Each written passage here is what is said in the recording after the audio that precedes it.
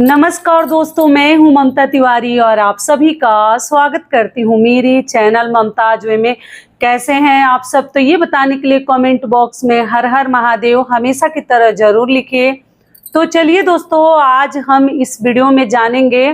पहले तो आप सभी को सावन माह के आखिरी सोमवार व्रत की हार्दिक शुभकामनाएं इन एडवांस में ही आपको दे रही हूँ।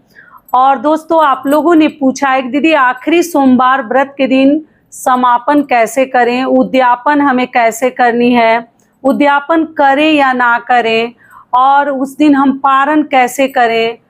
जैसे जो लोग 23 अगस्त को यानी कि रविवार को एकादशी का व्रत रखेंगे वो पारण कैसे करें।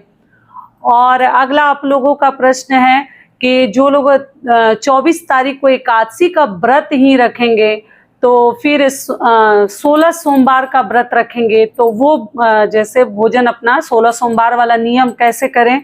और भी आप लोगों का प्रश्न है कि दीदी रविवार को एकादशी के दिन क्या बाल धो सकते हैं, और उपाय, शादी के लिए आप लोग उपाय पूछे हैं। तो बहुत सारी महत्वपूर्ण बातें आज हम इस वीडियो में जानेंगे, तो आप लोग बने रहिए मेरे साथ मेरे चैनल पर। अगर आपको मेरा वीडियो पसंद आता है तो प्लीज आप मेरे चैनल को सब्सक्राइब कर दीजिएगा, बेल आइकन को प्रेस कर दीजिएगा, जिससे कि मेरे वीडियो के नए नोटिफिकेशन आप सभी के पास सबसे पहले पहुंचे। तो चलिए शुरू करते हैं और सावन माह के आखिरी सोमवार व्रत से संबंधित सभी महत्वपूर्ण बातें जान लेते हैं। तो सबसे पहले दोस्तों आपको बता दूं, सावन माह अभी समाप्त होने वाला है। जैसे मैं आप लोगों के लिए हरितालिका तीज का वीडियो डाल चुकी हूँ, आप लोग बहुत दिनों से मांग रहे थे, और रक्षाबंधन के लिए वीडियो डाल चुकी हूँ।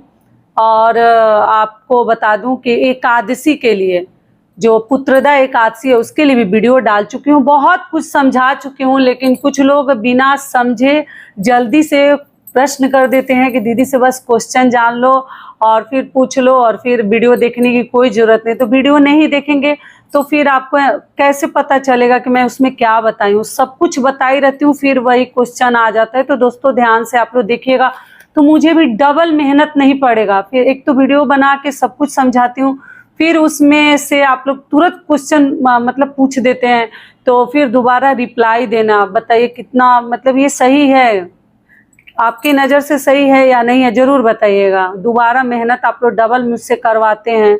और एक चीज़ और बता दूँ, वीडियो शुरू करने से पहले जिनको भी तत्काल मान लीजिए कुछ पूछना रहता है तो दोस्तों आप लोग ज्वाइन कर लेंगे ना, तो बाकी भीड़ में से आपके जो कमेंट रहेंगे, जितने सारे कमेंट्स रहते हैं सबसे ऊपर दिखेंगे। तो कुछ इमरजेंसी आपको पूछना ही है तो मैं बता सकती हूँ, हर वीडियोज में आपको समझा रही हूँ कि अगर जो लोग भी मान लीजिए कुछ पूछना ही है तो आप लोग ज्वाइन कर ले तो मेरे लिए बहुत अच्छा होगा।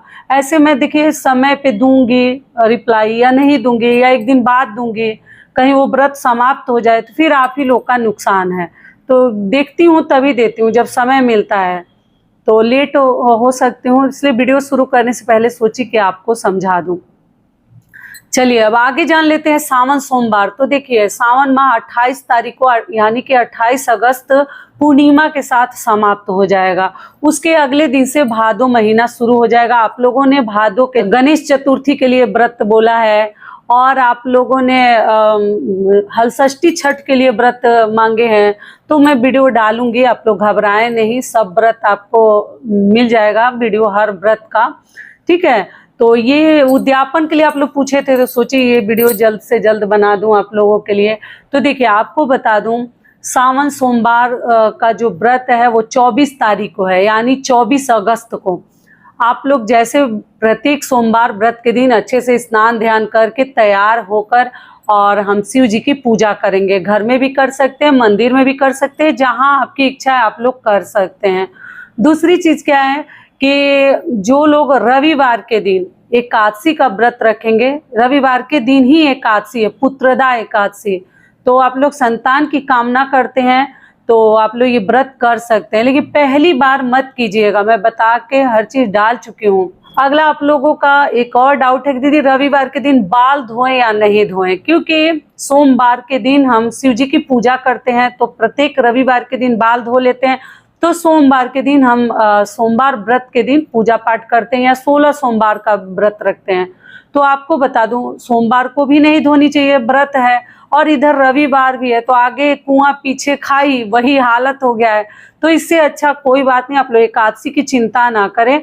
आप लोग ऐसा जब देखिए ऐसे सब दिन पड़ जाते हैं ना, वार पड़ जाते हैं, तो हम क्या करेंगे, और कोई दूसरा ऑप्शन नहीं है। या तो सोमवार को बाल धोनी पड़ेगी, या तो रविवार को आप धो लीजिएगा। आप लोग क्या कीजिएगा, थोड़ा सा अपने बालों में दही या कच्चा दूध लगा लीजिएगा, आपका दोष खत्म हो जाएगा, और आप लोग रविवार के दिन बाल धोकर सोमवार के व्रत के लिए तैयार हो जाएगा। मान लीजिए जो लोग एकादशी का व्रत नहीं रखते हैं, तो आप लोग रविवार के दिन बाल धो लीजिएगा, क्योंकि जब ऐसी सब तिथि पड़ जाती है ना, तो हमें भगवान से माफी मांगकर और दही या बेसन या मतलब कुछ भी अपने बालों में या कच्चा दूध लगाकर और थोड़ा सा डाल के और स्नान कर लेनी चाहिए। तो उससे हमारा जो दोष रहता है ना, कुछ तो कम हो ही जाता है। ये हो गया। अगला आप लोगों का प्रश्न है, दीदी मासिक धर्म का बाल क्या रविवार को धो सकते हैं? जी बिल्कुल धो सकते हैं, आपको बचानी नहीं है एकादशी और कुछ, तो बाल धो सकते हैं इस स्थिति में।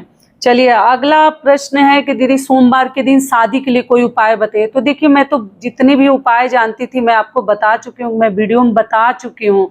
बहुत सारे उपाय, गुरुवार का उपाय बताई थी शादी के लिए, जो कि बहुत सारी बहनों की शादी तो उससे हो गई। जो हल्दी लपेट के जड़ में दबाने के लिए हल्दी को बोली थी, तो उससे तो हुई ही है। दूसरा मैं फल वाला जो उपाय बताऊँ, इससे तो अधिकतर लोगों का काम हुआ है। अब जिसका भगवान ही लिख दिए होंगे उसके लिए, देखिए दोस्तों ये भी समझा दूं कि कोई भी उपाय कारगर नहीं होता। जब भगवान ही किस्मत में लिख ही दिए होंगे कि ये कार्य आपका नहीं होगा, तो सब कुछ फेल हो जाता है। तो इसलिए आप लोग चिंता ना करें। ऐसे जिनका अभी बाकी रह गया है, तो वो लोग फिर से फल वाला उपाय का संकल्प ले लीजिएगा। दूसरा उपाय है कि आप लोग गठबंधन दोस्तों जरूर कर लीजिएगा। पूछें दीदी शादी के लिए उपाय बताइए, तो माता पार्वती और शिव जी का गठबंधन या तो अपनी माँ से करवा दीजिए जो लड़कियां हैं, या खुद जाकर कर लें।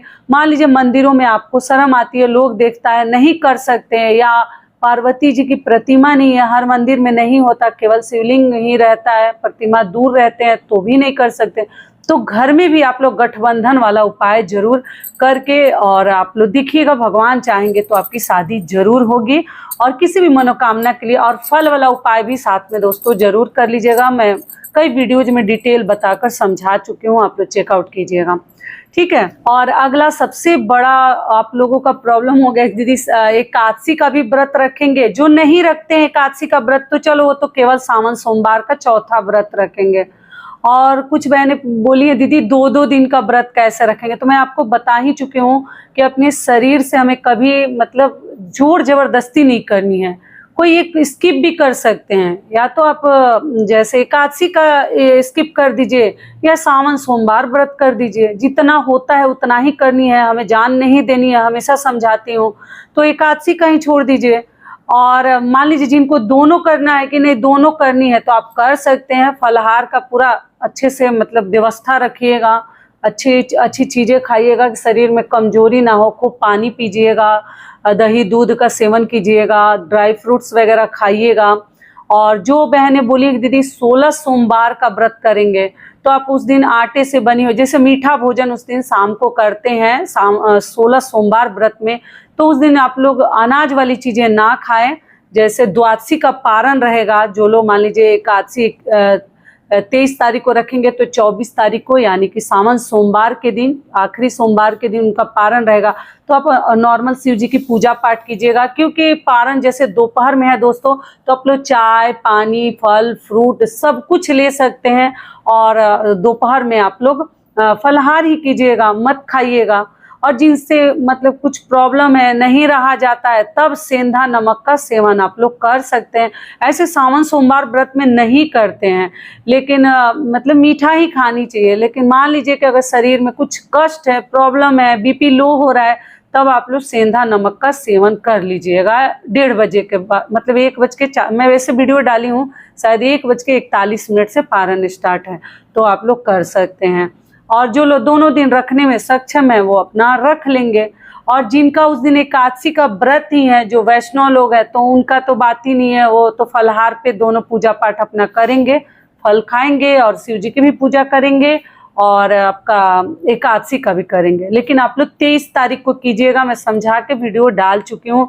गृहस्थ के लिए 23 अगस्त को पुत्रदा एकादशी का व्रत है, ठीक है। द्वादशी के दिन आप लोग तुलसी जी में जल डाल सकते हैं, इस वीडियो में भी बता दूं क्योंकि ये प्रश्न आ रहा है। मैं उसमें समझाई हूँ कि रविवार को मत डालिएगा, यानी कि 23 को आप लोग 24 को डाल सकते हैं। क्लियर हो गया? चलिए, तो पूजा पाठ हो जाएगा दोस्तों। उस दिन आप लोग अपने घर में हवन कर लीजिएगा, क्योंकि आखिरी सावन सोमवार व्रत है। महामृत्युंजय मंत्र का जाप भी कर सकते हैं 108 बार। ओम नमः शिवाय का भी जाप कर सकते हैं, क्योंकि भगवान से हमें प्रार्थना करनी है कि हे भगवान, जिनकी जो भी मनोकामना है, साथ में हमारे ऊपर भी अपना आशीर्वाद बना के रखिए, सबकी मनोकामना पूर्ण कीजिए हे शिव जी। यही भगवान से हमें प्रार्थना करनी है। और गठबंधन दोस्तों आप लोग घर में कर लीजिएगा, जो लोग घर में करेंगे। फिर आप लोग पूछेंगे दीदी उस बंधन का क्या करें, तो उस अगले दिन हटाइएगा, उस दिन ना हटाए, फिर लपेट के कहीं ना कहीं अपने घर में ऐसी जगह रख दीजिए जहाँ किसी का पैर ना पड़े, या आप लोग हाथों में भी बांध सकते हैं, कोई दिक्कत नहीं है, तोड़नी नहीं है। आप लोग बोलते हैं कि दीदी हम जैसे वहाँ तोड़ लिए, बहुत सारा रक्षा सूत्र बच गया था बट सावित्री व्रत में, तो जी नहीं, बहुत सारा, अगर बहुत बड़ा रक्षा सूत्र का बैंडल है तो आप लोग क्या कीजिएगा ना कि घर से ही तोड़ के किसी चीज में लपेट के ले जाइए, वहां जाके करके, और हमें नहीं तोड़नी चाहिए। अब आजकल तो पेड़ में लोग आग ही लगा दे रहे हैं, तो सबका जल ही जा रहा है, उसमें जितने भी धागा लपेटा हुआ है, तो उसका बात ही अलग है। तो थोड़ा बच बचा के हमें ध्यान रखनी है, ठीक है। ये हो गया। चलिए, अब आगे ये भी समझा दी। तुरंत ये प्रश्न आने लगेगा कि दीदी वो धागा का क्या करें, तो ये भी उपाय आप लोग जरूर करके रख लीजिएगा। और कुछ न कुछ भगवान को चढ़ा के अपने शादी के लिए सोच के, हर लड़कियां कुछ भी माता को प्रसाद के रूप में अपने पास रख सकते हैं। हरी चूड़ी हो गया, या कोई साड़ी हो गया, या सिंदूर बिंदी हो गया। पार्वती जी को आपकी माँ भी चढ़ा सकती है, या आप भी चढ़ाकर रख सकते हैं, शुभ शुभ सोच कर। ये क्लियर हो गया। चलिए, अब हो गया उद्यापन के लिए। तो दोस्तों देखिए, पहले तो हवन वगैरह आप लोग कर लीजिएगा, और दान पुण्य जो चाहे, आपकी जितनी इच्छा है आप लोग दान पुण्य कर सकते हैं। भूखे लोगों को, भूखे मनुष्यों को भोजन करवा सकते हैं, जरूरतमंद लोगों को, और वस्त्र, जूता, छाता, मतलब जो भी आपसे दान में, मतलब जितना आपका सामर्थ्य है, कुछ भी आप दान कर सकते हैं। तो उस दिन आखिरी सावन सोमवार व्रत है, तो जितना आपसे बन पड़ता है, नहीं है तो कोई दिक्कत नहीं है, आप कुछ भी दान मत कीजिए। लेकिन अगर आपको श्रद्धा है कि हम दान करेंगे, तब आप लोग कुछ मतलब कुछ भी दान कर सकते हैं, अनाज से लेके और कपड़ा, वस्त्र, जो चाहे सब कर सकते हैं। रह गई उद्यापन की बात, तो देखिए उद्यापन भी इसी प्रकार से किया जाता है, हर चीज दान देकर और हम उद्यापन कर देते हैं, ठीक है। ब्राह्मण के द्वारा करवाएं मंत्र उच्चारण के साथ, तो और भी अच्छा रहेगा। लेकिन खुद से अगर करना है तो हवन करके, शिव जी की पूजा करके, बेलपत्र भांग धतूरा के साथ अच्छे से महामृत्युंजय मंत्र हो गया, या ओम नमः शिवाय का मंत्र का जाप करके जितना आपसे बन पड़ता है, और तब आप लोग उद्यापन कीजिएगा और दान जरूर कीजिएगा। ब्राह्मण मिले तो घर में बुलाकर आप लोग कथा कहलवा सकते हैं, कथा सुन सकते हैं। आप लोग पूछें दीदी सावन में किसी भी दिन कथा क्या कहलवा सकते हैं? जी, पूरे सावन आप किसी भी दिन, अगर सोमवार के दिन कथा कहलवाएं, रुद्राभिषेक करवाएं तो अति उत्तम है। लेकिन ब्राह्मण मिलते नहीं, आप लोग को मालूम ही है। जब हम चाहते हैं तो किसी भी दिन आपको, जब भी ब्राह्मण आसानी से मिल जाते हैं, आने के लिए तैयार हो जाते हैं, रेडी हो जाते हैं, तो आप लोग कथा कहलवा सकते हैं, रुद्राभिषेक करवा सकते हैं। ये हो गया उद्यापन। दोस्तों कोई जरूरी नहीं है, जो 2-4 साल से, मतलब सावन सोमवार व्रत का उद्यापन उतना जरूरी नहीं है। लेकिन मान लीजिए जो कई सालों से कर रहे हैं, अब उनसे नहीं हो रहा है, वही लोग उद्यापन करते हैं। बाकी फिर हम अगले साल रखेंगे, उसके अगले साल रखेंगे, देखा जाएगा, कभी करेंगे उद्यापन। इतनी जल्दी क्या जरूरी है सोमवार व्रत का उद्यापन करने का। लेकिन मान लीजिए कि कोई बूढ़े बुजुर्ग है, नहीं हो रहा है, आगे से अब नहीं करना है, तो उद्यापन करके मतलब व्रत को बैठा देते हैं कि हमारा जो भी व्रत है उसका पुण्य है वो हमारे खाते में जमा हो जाए। तो इसलिए लोग कर देते हैं। लेकिन सब व्रत का जरूरी नहीं है। जो व्रत आप संख्या में रखते हैं ना, एकदम 11 करना, 21 करना, इतना करना, उसका उद्यापन एकदम अनिवार्य होता है, कंपलसरी होता है। लेकिन जो व्रत हम श्रद्धा के साथ शिव जी की व्रत हम हर साल कर रहे हैं, सावन सोमवार का व्रत, तो हमें उद्यापन का उतना कोई ये नहीं है। दान में आप जो चाहे दान पुण्य कर सकते हैं, लेकिन उद्यापन का कोई ये नहीं है। और दान पुण्य दोस्तों जो करते हैं ना, वो जरूरत ना पड़े तो लोगों को बतानी नहीं चाहिए। तो सब कुछ आपको बता दी, द्वादशी का पारण भी आपको बता दी, और आप लोगों को उपाय भी बता दी, उद्यापन विधि भी बता दी, और बाल धोने के लिए भी बता दी। ठीक है, तो इतने सब कार्य आप लोग सावन सोमवार व्रत के दिन कर लीजिएगा। पैरों महावर वगैरह लगाकर अच्छे से, जैसे आप लोग प्रत्येक सोमवार व्रत के जो नियम बताई थी, अच्छे से तैयार होके, और नेल पॉलिश वगैरह, देखिए मैं तो अपने बेटे के पास गई थी तो यही लगाई थी, उसी दिन से यही लगाया, अब फिर हरा लगाना पड़ेगा, लगाऊंगी सोमवार के दिन। तो ऐसे करके दोस्तों आप लोग अपना पूजा संपन्न कर लीजिएगा। ठीक है, तो आशा करती हूँ ये वीडियो आप लोगों के लिए बहुत अधिक लाभकारी होगा। फिर मिलती हूँ एक नए वीडियो में, तब तक के लिए नमस्कार। स्वस्थ रहिए, सुरक्षित रहिए, और जहाँ कहीं भी रहिए खूब खुश रहिए। धन्यवाद।